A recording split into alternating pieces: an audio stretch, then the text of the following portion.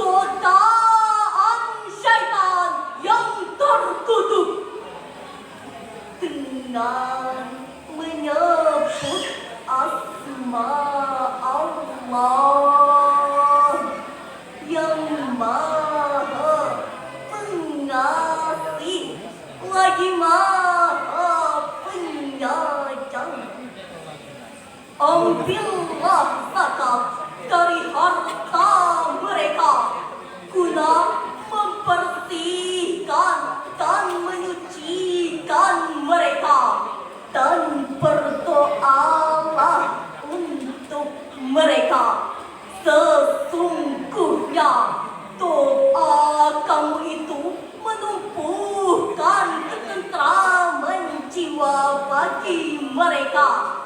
Allah Maha mendengar, Maha mengetahui. Dewan Hakim yang mulia, hadirin yang berbahagia, asbabun nuzul ayat tadi berkenaan dengan pemohonan Abu Lubama beserta kedua sahabatnya yang mendatangi Rasulullah Sallallahu Alaihi Wasallam untuk memohonkan ampunan dan dihapuskan segala dosa dan kesalahan dengan menyumbangkan sebagian harta mereka.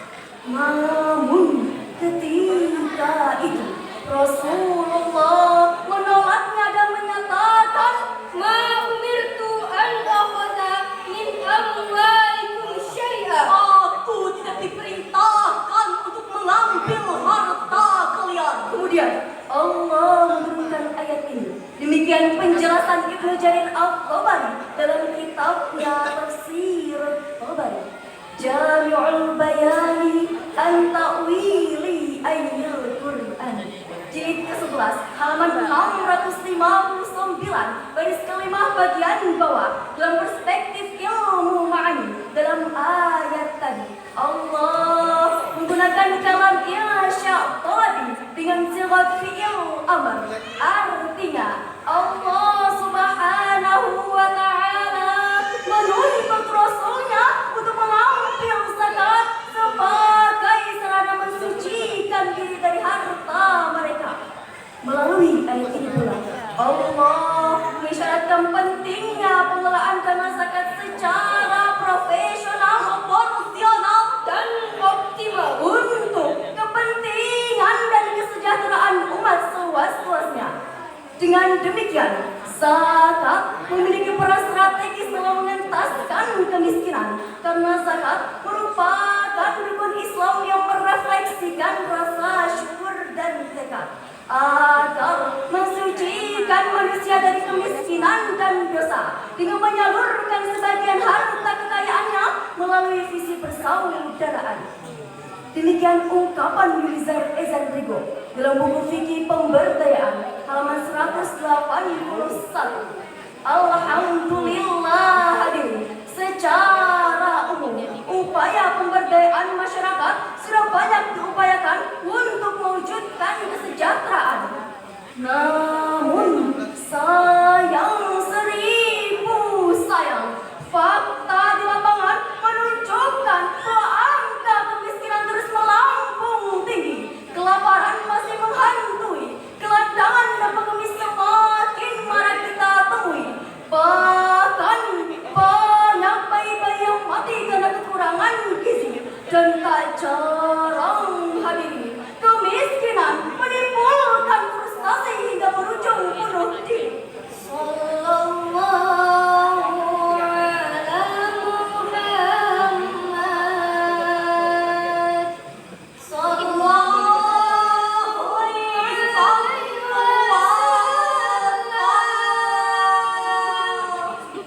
Dan orang-orang kaya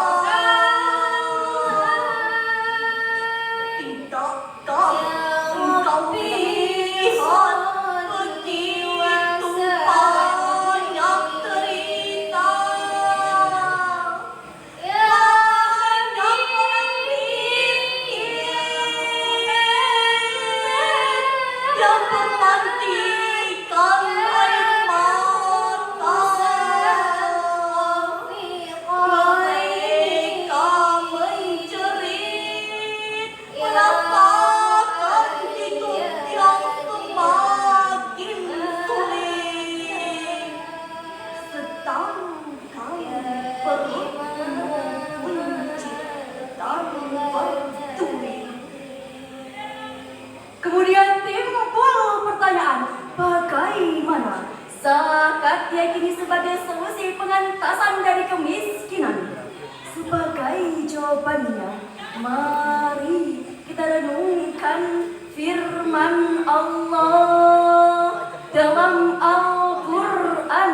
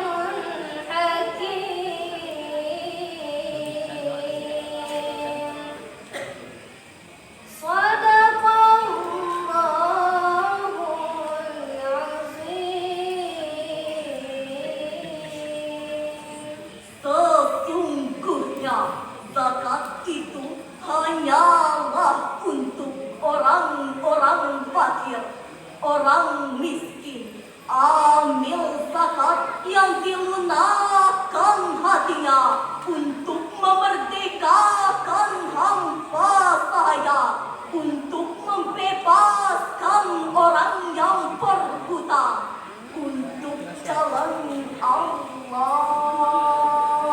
dan untuk orang yang sedang dalam perjalanan, sebagai kewajiban dari Allah. Allah Maha mengetahui lagi Maha bijaksana. Maha benar Allah dengan segala firman-Nya. Dewan Hakim yang mulia, hadirin yang berbahagia, dalam ayat tadi Allah mengawali ayat dengan lafaz innama. Dalam perspektif ilmu ma'ani, lafaz innama merupakan qasar atau tahsis, yaitu mengkhususkan sesuatu dengan cara-cara tertentu.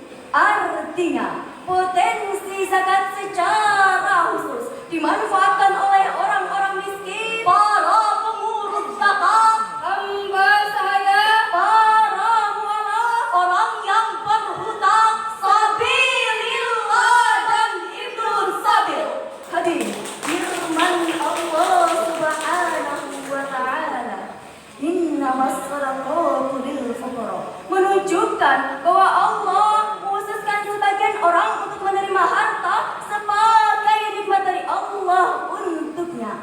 Di samping itu hadirin, Allah juga mewajibkan kepada mereka untuk diberikan kepada orang yang tidak seberuntung mereka sebagai bentuk kepanjangan tangan dari kaum fakir, miskin dan duafa. Oleh karenanya hadirin, pengelolaan zakat jangan hanya berpusat pada bantuan yang bersifat sementara dan hanya memenuhi kebutuhan konsumtif semata. Penyaluran zakat harus mulai berorientasi pada zakat yang produktif dan memperdayakan, sehingga mereka menjadi sejahtera dan berdaya. Demikian ungkapan Syekh Profesor Dr. Muhammad Yusuf Qaradawi dalam bukunya Spektrum Zakat telah membangun ekonomi kerakyatan, halaman 55 pada bagian atas. Hadirin, melalui inovasi di bidang keuangan dan investasi sosial dalam mewujudkan zakat dan wakaf produktif adalah program Wakaf Cash, sebuah program pemanfaatan wakaf melalui zakat. Melalui inovasi ini hadirin, setidaknya ada 3 dampak positif yang bisa dirasakan. Yang pertama, Pemerintah mendapatkan dana yang bebas bunga dan terlepas dari jeratan hutang. Yang kedua, keuntungan investasi sebagai income retribution untuk mewujudkan kesejahteraan. Dan yang terakhir, wujudnya stabilitas keuangan nasional, pesatnya pembangunan, tumbuhnya pertumbuhan ekonomi nasional yang bermuara pada kesejahteraan. Dengan demikian hadirin, melalui syarahan ini dapat kita ambil kesimpulan bahwa pengelolaan dana zakat yang profesional di samping pemenuhan kebutuhan yang bersifat konsumtif menjadi solusi yang tepat untuk mewujudkan generasi yang iman dan imunnya yang kuat, Tubuhnya sehat, IQ-nya hebat, pendidikannya bertingkat-tingkat, tempat tinggalnya bertingkat-tingkat, kesejahteraannya meningkat, sehingga menjadikan generasi bangsa Indonesia sebagai bangsa yang kuat, hebat, bermartabat dan berdaulat. Sepakat? Kami akhiri syarahan ini dengan sebuah pantun Kalimantan Selatan indah memikat. mampir ke Bukit Tiram, jangan sampai lewat. Mari gemar berwakaf dan berzakat demi Indonesia menjadikan generasi bangsa yang kuat dan hebat. Wassalamualaikum warahmatullahi wabarakatuh.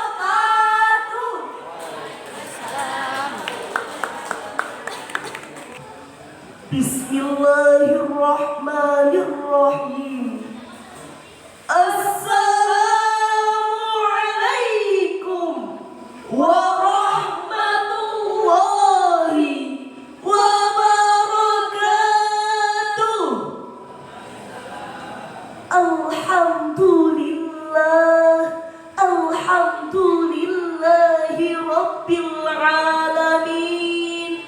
Wassalatu wassalamu ala asyrafil anbiya'i wal mursalin sayyidina wa maulana Muhammadin wa ala alihi wa sahbihi ajma'in. Amma ba'du. Pohon nangka tinggal sebatang, memetik nangka di kebun paman. Kami ucapkan selamat datang untuk hadirin sekalian. Hadirin pencinta Al-Quran yang dirahmati Allah Subhanahu wa ta'ala. Albert Einstein, seorang ilmuwan terbesar abad ke-20, menyatakan religion without science is lame, and science without religion is blind. Agama tanpa ilmu adalah lumpuh, dan ilmu tanpa agama adalah buta. Kalimat ini menunjukkan bahwa agama tidak hanya mendorong studi ilmiah, tapi juga menjadikan riset ilmiah yang konklusif dan tepat guna, karena didukung oleh kebenaran yang diungkapkan melalui agama. Alasannya adalah karena agama merupakan sumber utama yang menjadikan jawaban pasti dan akurat. Selain daripada itu, kalimat ini juga menunjukkan bahwa ilmu pengetahuan tanpa panduan agama tidak dapat berjalan dengan benar, tetapi justru membuang banyak waktu dalam mencapai hasil tertentu, atau lebih buruk lagi, seringkali tidak memperoleh bukti yang meyakinkan. Ketika Nabi sampai di Madinah, ia membuat sebuah peradaban baru yang kemudian memunculkan pengertian bahwa Islam adalah sistem kepercayaan yang sistemik, tidak hanya berdimensi Teologikal, spiritual, dan mistikal, tetapi juga berdimensi moral dan intelektual. Secara terminologi, Islam adalah agama yang disampaikan oleh Allah Subhanahu wa ta'ala kepada Nabi Muhammad sallallahu alaihi wasallam melalui wasilah malaikat Jibril alaihi salam, agar disiarkan kepada seluruh makhluk di dunia ini. Dan karena Islam merupakan ajaran yang ilmiah, maka Islam memiliki panduan yang sempurna, yakni Al-Quran. Said Nursi sebagai Renaissance of Islam menyatakan Islam is the father of all the science, and Al-Quran is the book of science. Islam adalah bapaknya seluruh ilmu pengetahuan, dan Al-Quran adalah kitabnya ilmu pengetahuan. Oleh sebab itulah, melalui penjelasan ini, maka pada kesempatan yang baik ini kami akan membahas tentang Al-Quran sebagai sumber ilmu pengetahuan dengan rujukan Al-Quran surah Ibrahim ayat 1 yang berbunyi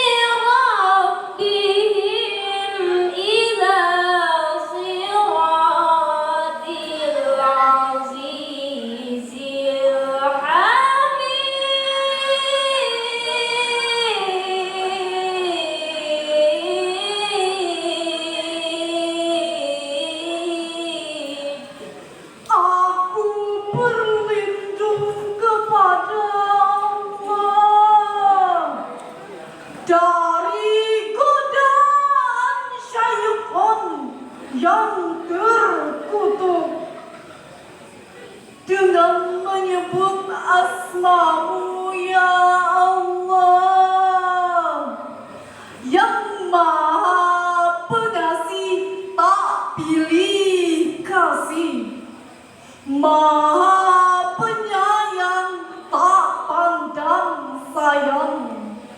Alif Lam Ra. Ini adalah kitab yang kami turunkan kepadamu supaya kamu mengeluarkan manusia dari gelap gulita kepada cahaya terang benderang dengan izin Tuhan mereka, yaitu menuju jalan Tuhan yang Maha Perkasa lagi Maha terpuji. Dirin rahimakumullah, Profesor Dr. Muhammad Quraish Shihab di dalam tafsir Al-Ghizbah menjelaskan bahwa penjelasan tentang pentingnya Al-Quran disebutkan oleh Allah Subhanahu wa ta'ala dengan menggunakan bentuk jamak untuk kata As-Suluma yang berarti berbagai delapan, sedangkan dengan bentuk tunggal. Hal ini untuk mengisyaratkan bahwa kedelapan itu bermacam-macam serta beraneka ragam dan sumbernya pun banyak. Setiap benda pasti mempunyai bayangan dan bayangan itu adalah gelap, sehingga gelap menjadi banyak. Berbeda dengan an-nur atau cahaya yang menerangi dan tidak pernah memberi gelap. Penjelasan tentang Al-Quran sebagai penerang atau an-nur benar-benar menunjukkan bahwa antara Al-Quran dengan ilmu pengetahuan terdapat hubungan yang saling mengikat. Malik bin Nabi di dalam kitabnya Intaj al-Mustashkirin wa Aktharuhu fi al-Firri al-Hadis menulis, ilmu pengetahuan adalah sekumpulan masalah serta sekumpulan metode yang dipergunakan menuju tercapainya masalah tersebut.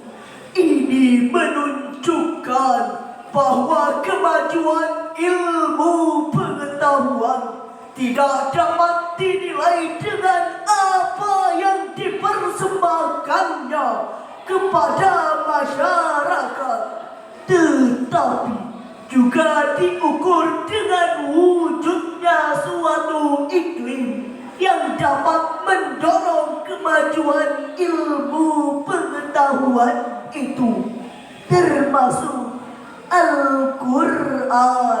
Al-Quran merupakan firman Allah yang tidak mengandung kontradiksi. Al-Quranlah kitab yang telah diturunkan oleh Allah kepada utusannya sebagai petunjuk. Al-Quran adalah kitab terakhir dan berada dalam penjagaan Allah Subhanahu wa ta'ala. Oleh sebab itu, sains akan berkembang cepat hanya apabila dituntun oleh Al-Quran dan mengambil kebenaran darinya.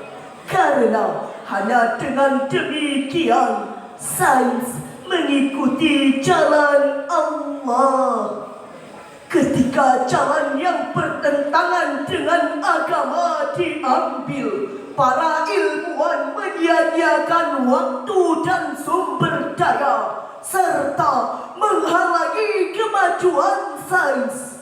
Demikianlah menurut Harun Yahya dalam The Quran leads the way to science. Lalu bagaimanakah dinamika keilmuan umat Islam saat ini? Data Badan Penelitian Internasional menyebutkan Israel yang notabene Yahudi dalam 1 juta penduduk memiliki 1.600 pakar pengetahuan. Amerika yang notabene Nasrani dalam 1 juta penduduk memiliki 160 pakar pengetahuan. Sedangkan Indonesia yang notabene mayoritas muslim terbesar di dunia dalam 1 juta penduduk hanya memiliki 65 pakar yang muslimnya hanya 6 orang. Oleh karenanya, dalam bidang sains dan teknologi kita masih jauh tertinggal. Oleh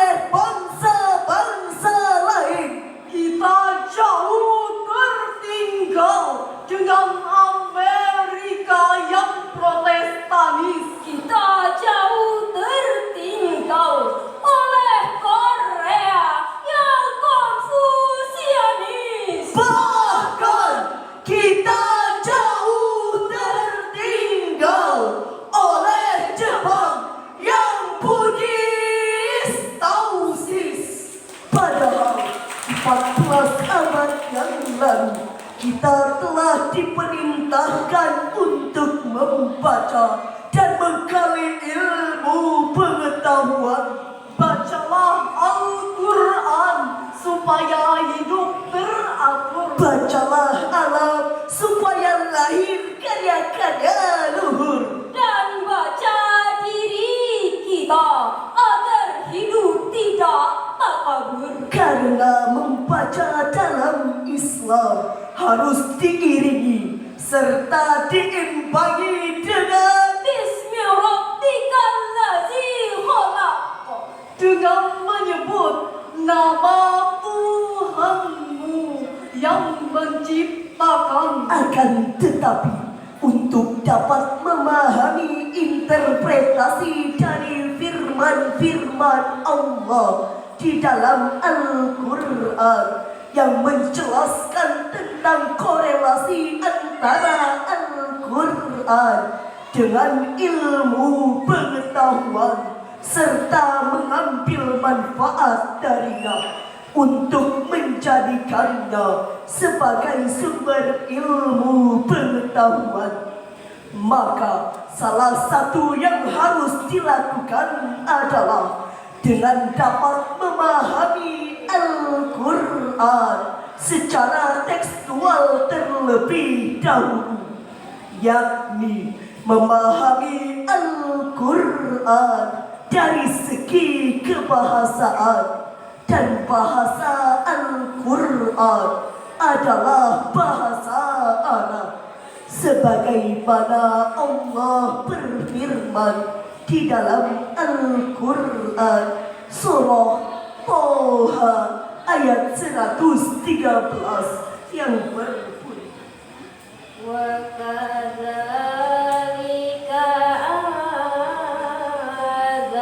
anzalnahu Qur'anan Arabiyyan wa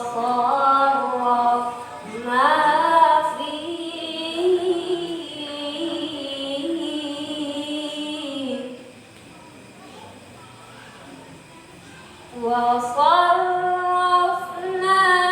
فيه من الوعيد لعلهم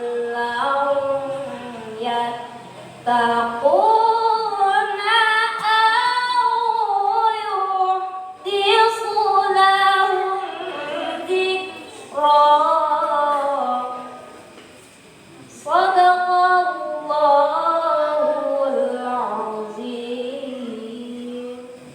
dan demikianlah kami menurunkan Al-Quran dalam bahasa Arab, dan kami telah menerangkan dengan berulang kali di dalamnya sebagian dari ancaman agar mereka bertakwa, atau agar Al-Quran itu menimbulkan pengajaran bagi mereka.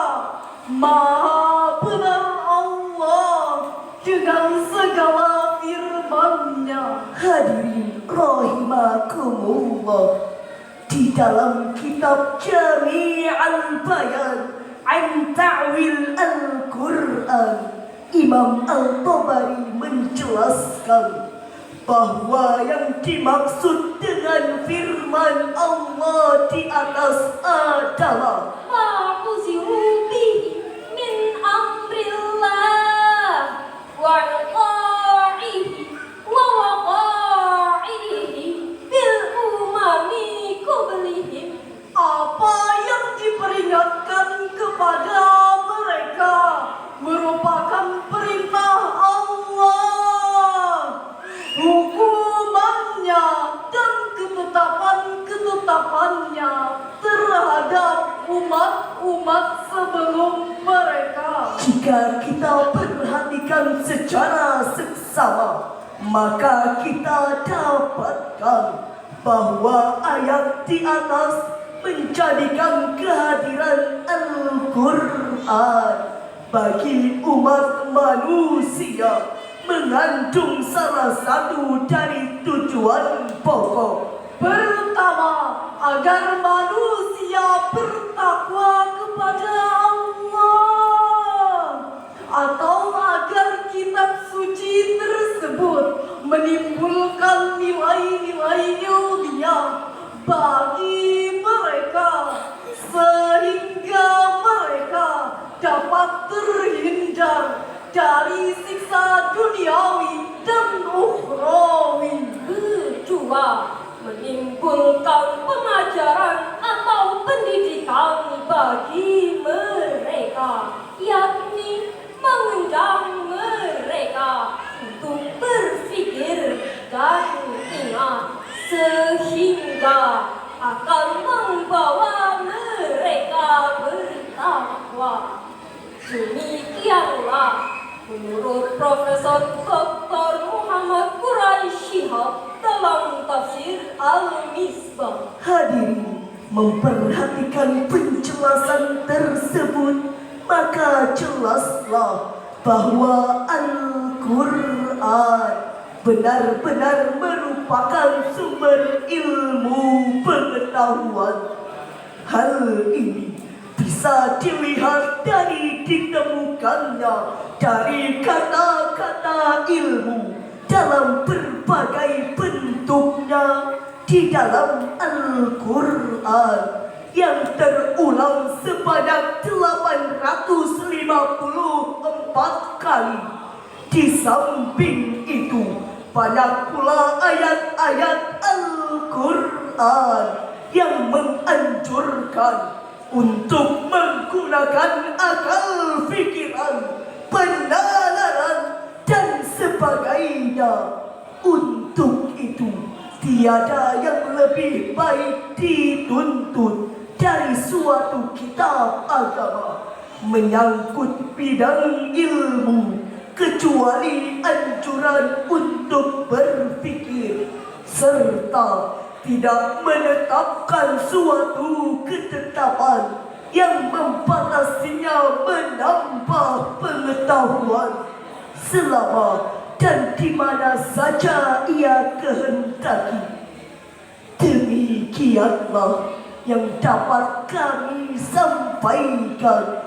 Sebagai penutup, kami selipkan sebuah pantun. Di laut seperti kolam, Ikan paus pandai menyelam dari lubuk hati yang paling dalam.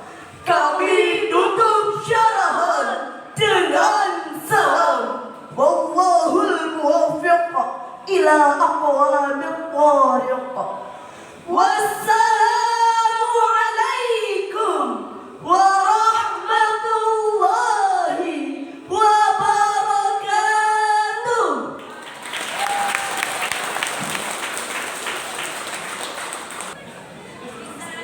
Assalamualaikum warahmatullahi wabarakatuh.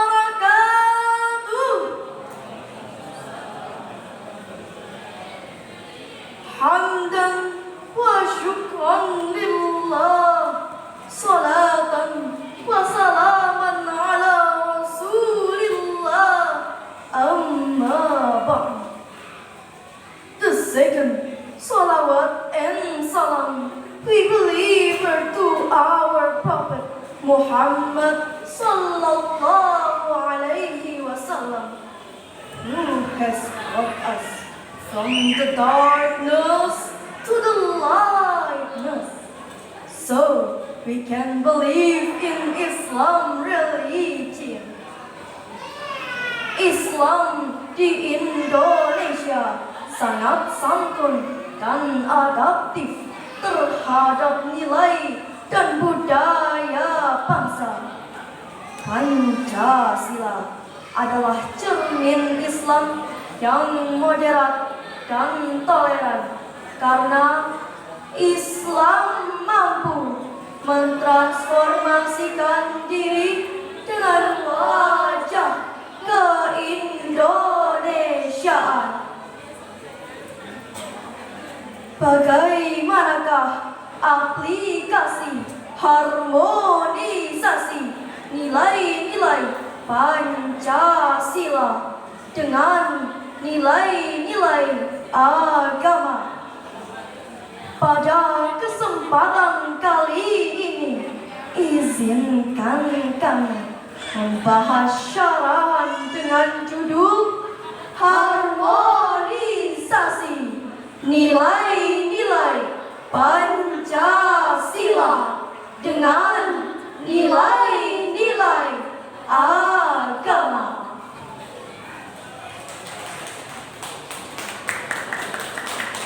Hadirin rahimakumullah, berbicara tentang harmonisasi nilai-nilai Pancasila dan nilai-nilai agama akan kami bahas bersama masing-masing dengan dalil yang menjadi landasannya.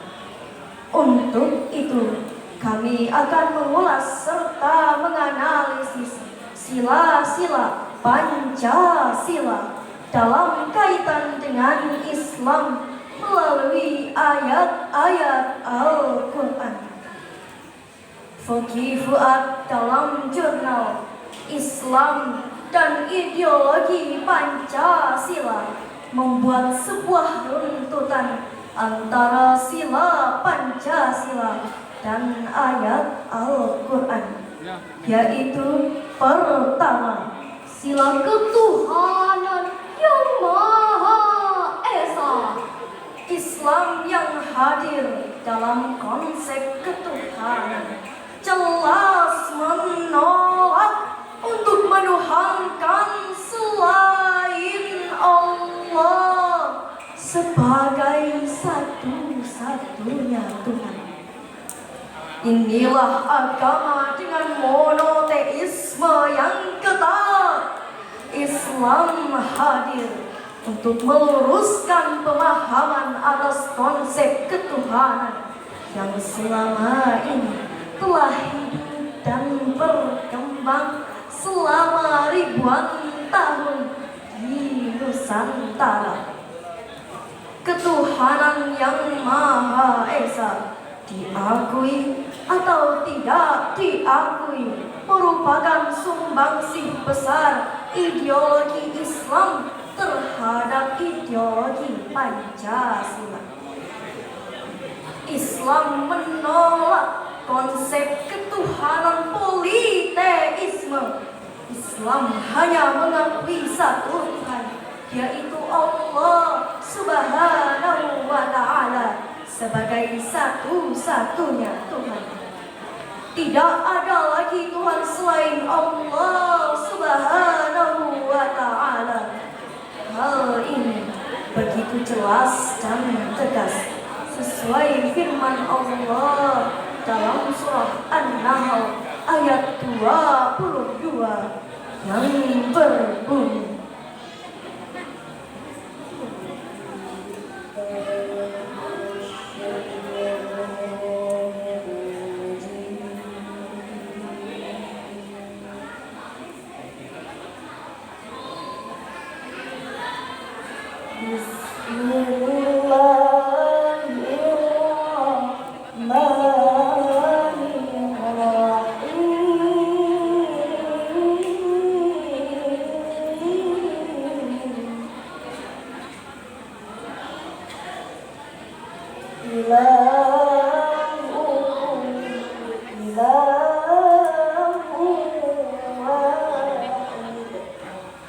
hamba berlindung kepada Allah dari godaan syaitan yang terkutuk dengan menyebut asma-Mu ya Allah yang Maha Pengasih lagi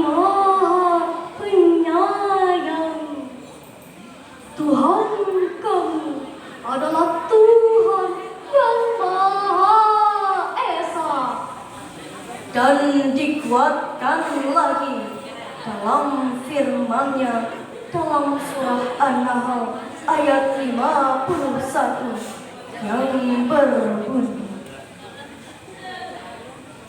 وَقَالَ اللَّهُ لَا تَتَّخِذُوا إِلَٰهَيْنِ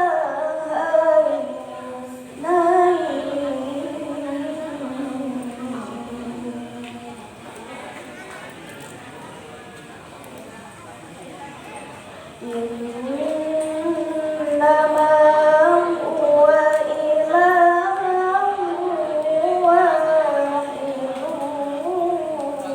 فَإِيَّايَ فَارْهَبُونِ. Janganlah kamu menyembah dua Tuhan, hanyalah Dia Allah, Tuhan yang Maha Esa. Maka hendaklah kepadaku saja kamu menjadi takut. Kedua, sila kemanusiaan yang adil dan beradab. Dalam konteks kemanusiaan yang adil juga beradab, maka Islam juga turut memasukkan nilai-nilai dasarnya, yaitu sifat yang adil yang merupakan sifat utama Allah Subhanahu wa Ta'ala yang wajib diteladani oleh manusia. Sifat beradab merupakan lawan dari sifat zalim, dan sifat adil dan beradab terdapat secara tegas dalam firman Allah dalam surah An-Nahl ayat 90 yang berbunyi,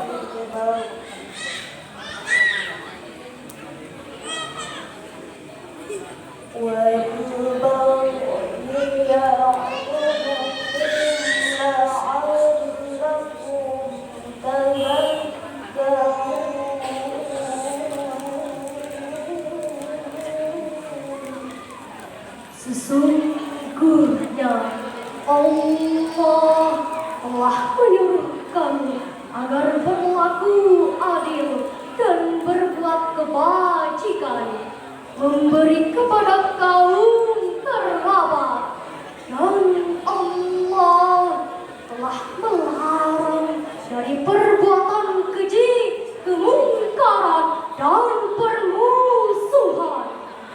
Dia memberi pengajaran kepada kamu agar kamu dapat mengambil pengajaran. Ideologi manusia yang mengutamakan penghormatan dan penghargaan atas manusia setelah ia mengakui keesaan Tuhan.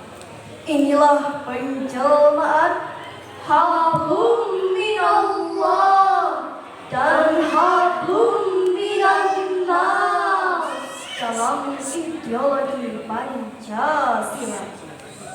Ketiga, Sila Persatuan Indonesia. Persatuan Indonesia yang mengandung makna sebuah persatuan berbagai ragam bahasa, budaya, suku, dan berbagai ragam kehidupan manusia Indonesia. Inilah semangat nasionalisme Indonesia yang plural, yang beragam.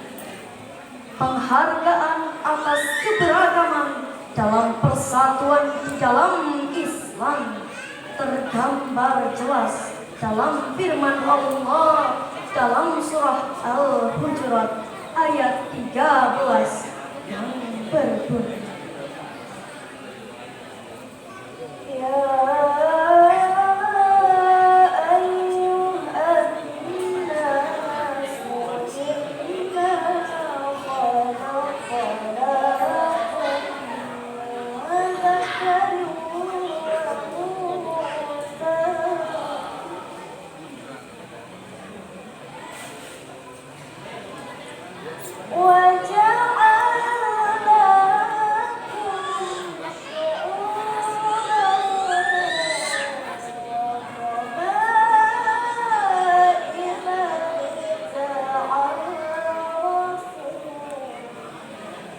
Wahai manusia, sungguh kami telah menciptakan kamu dari laki-laki dan perempuan. Kemudian kami jadikan kamu berbangsa-bangsa dan bersuku-suku agar kamu saling kenal mengenal.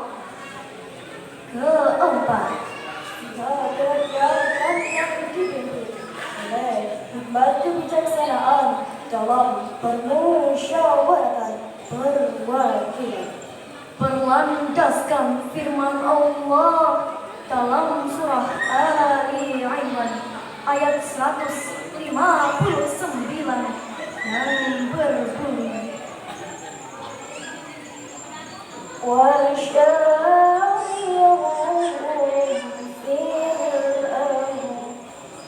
dan bermusyawarahlah dengan mereka dalam urusan itu.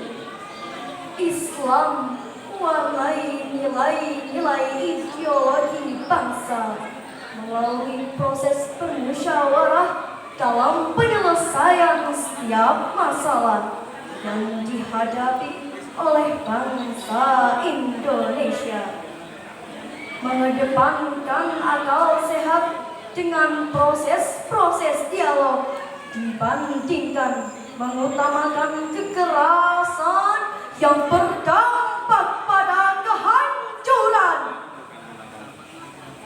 Proses nilai-nilai musyawarah yang demokratis ditunjukkan oleh Rasulullah Sallallahu Alaihi Wasallam ketika menerima pendapat para sahabat. Bahkan sikap demokratis beliau juga diikuti oleh para sahabat ketika melakukan proses pemilihan khalifah sebagai pemimpin umat pengganti Rasulullah Sallallahu Alaihi Wasallam pada saat itu. Kelima, Sila keadilan sosial bagi seluruh rakyat Indonesia. Keadilan sosial berkaitan dengan proses pemerataan kesejahteraan bagi seluruh rakyat Indonesia, dan Islam telah mencanangkan bentuk masyarakat yang berkeadilan.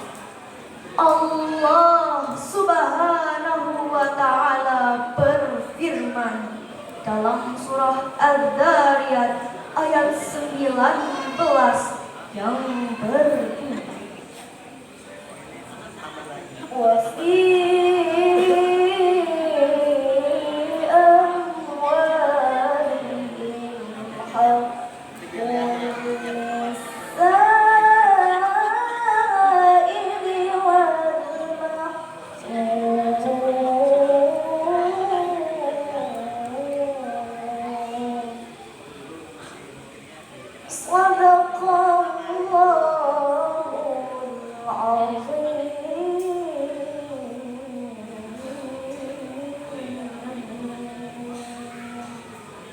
dan pada harta-harta mereka ada hak untuk orang miskin yang meminta dan orang miskin yang tidak mendapatkan bagian.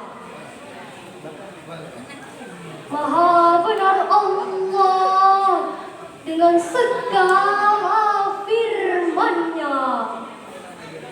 Dengan demikian telah jelas dan gamblang setelah dijabarkan di atas.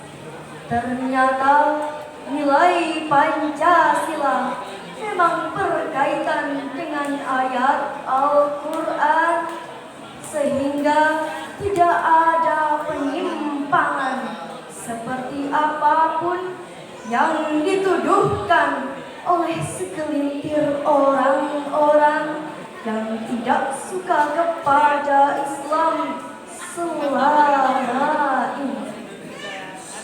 Hadirin rahimakumullah, betapa harmonis dan dinamis nilai-nilai Pancasila bersanding dengan nilai-nilai agama.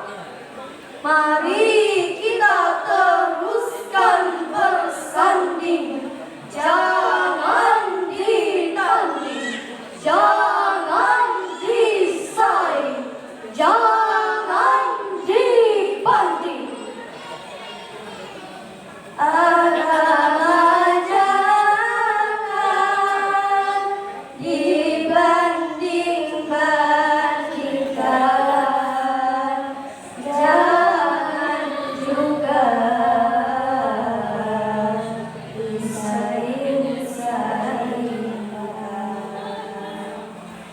Kita harus mampu untuk mencintai. Ku berharap engkau mengerti. Di hati ini hanya ada Pancasila.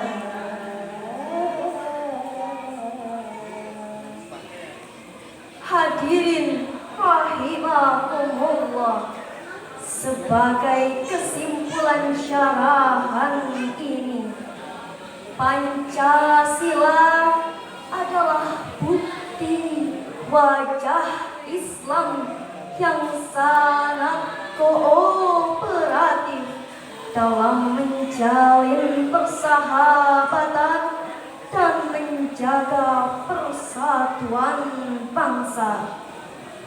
Butir-butir Pancasila mari kita pahami agar mampu memberikan pesan yang baik kepada generasi penerus bangsa agar dapat hidup bertanggung jawab dalam hidup berbangsa dan bernegara. Pancasila